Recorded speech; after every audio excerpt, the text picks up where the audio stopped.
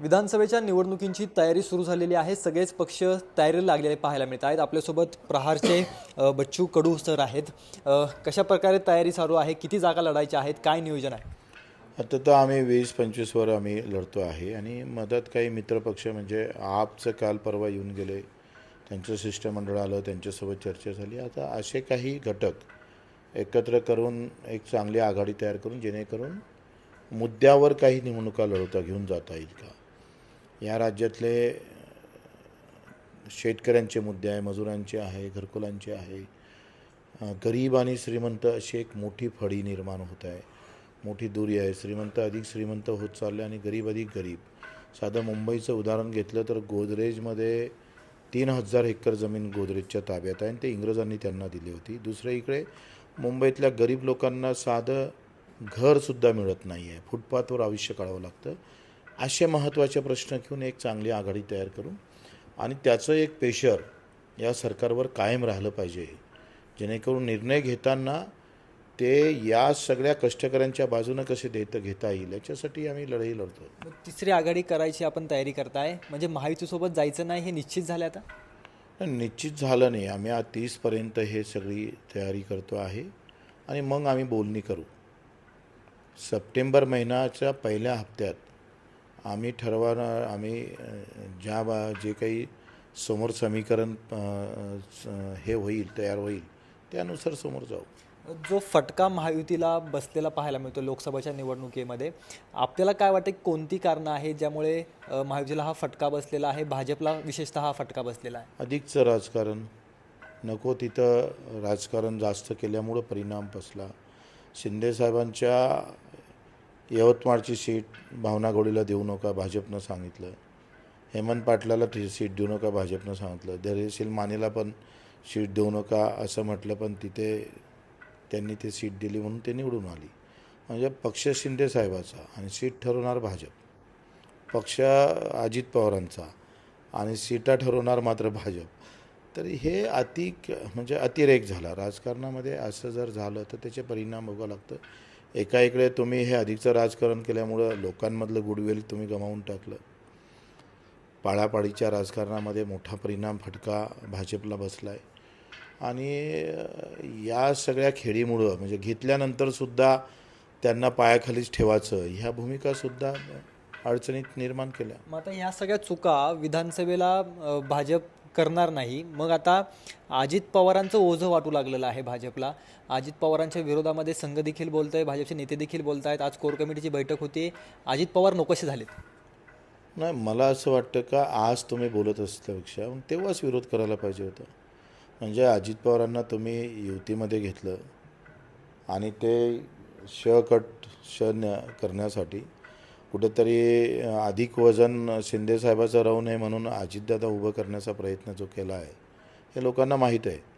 का शिंदेसाहेबांना जर तुम्हाला द्यायचा असेल तर त्यांची अधिक बोलती बंद करण्यासाठी अजितदादांना उभं केलं.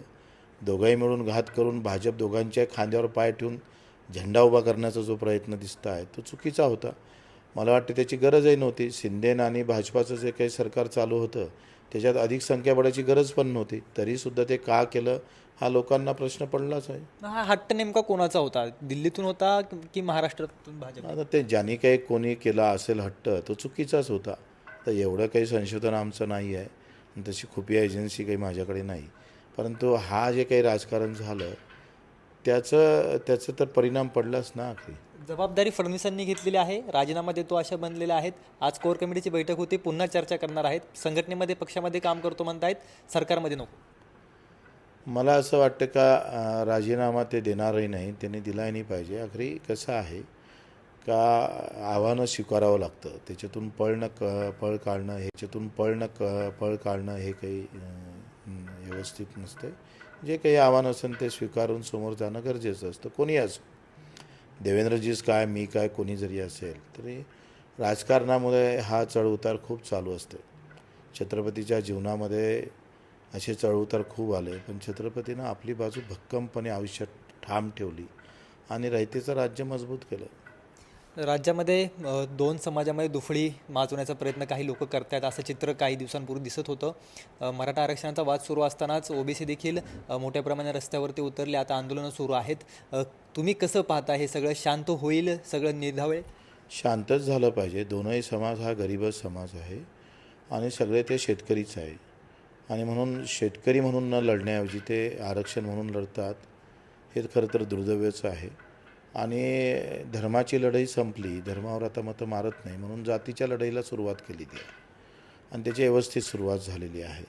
आणि म्हणून मला असं वाटते का भुजबळ साहेबांनी जे काही फार सुरुवातीपासून ओबीसीचं आरक्षण सुरुवात केली होती आणि ते देश पातळीवर नेण्याचा त्यांनी प्रामाणिकपणे प्रयत्न केला.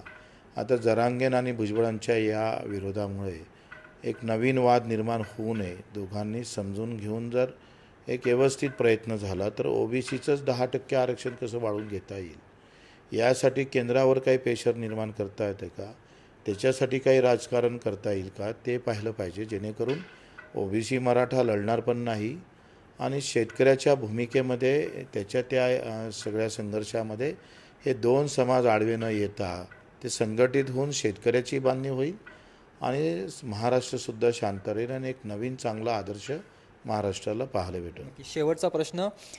रवी राणांनी आरोप केलेला आहे आपल्यावरती, सुपारी घेऊन जाणून बुजून मला पाडलं, नवनीत राणांना पाडलं, अशा प्रकारचा आरोप केला आहे. या पाठीमागे देखील अशा प्रकारचे आरोप त्यांच्याकडून जाणून बुजून केले जात आहे.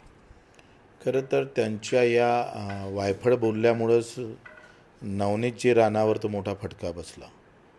मला घरात येऊन मारण्याचं पण त्यांनी आवाहन केलं होतं का घरात येऊन बच्चू कडूला मारू. कार्यकर्त्याला ते पटलं नाही आणि त्यांनी तो हिसका दाखवला. पाळाचंच होतं, आम्हाला तो काही विषय नाही, कारण अशा पद्धतीची वाच्यता, अशा प्रकारचं बोलणं कोणी पण सहन करणार नाही. आम्हाला असं वाटलं का एवढा मोठा पराभव झाल्यानंतर त्याच्यात काही सुधारणा होईल, ते काही सुधारणा दिसत नाही. आणि म्हणून आता ठरवलं का रस्त्यावरचा संघर्ष आम्ही दोघांच्या भांडणामुळे, बयानबाजीमुळं अधिक दिशाभूल होऊ नये, याच्यासाठी आम्ही कोर्टातून संघर्ष हा निर्माण करू आणि याचे सगळे उत्तर आम्ही कोर्टातून देऊ. म्हणजे काय अब्रुनुकसानीचा दावा करणार, नेमकं काय? अब्रुनुकसानीचा दावा करू, त्यांचे उत्तर त्यांना द्यावं लागेल. अच्छा, निश्चित. तर हे होते बच्चू कडू, ज्यांनी सविस्तर विविध विषयांवर जे आहे ते जय महाराष्ट्राशी बातचीत केले.